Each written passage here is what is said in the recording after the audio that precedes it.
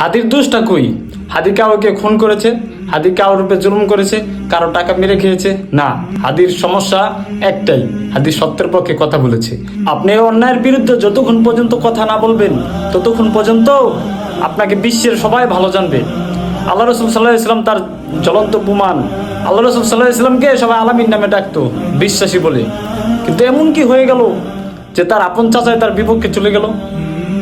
হ্যাঁ, আল্লাহ রসুল সাল্লাহ সাল্লাম জুলুমের বিপক্ষে কথা বলেছিলেন, অন্যায়ের বিপক্ষে কথা বলেছিলেন, তাই তার আপন চাচা তার বিপক্ষে চলে গেল।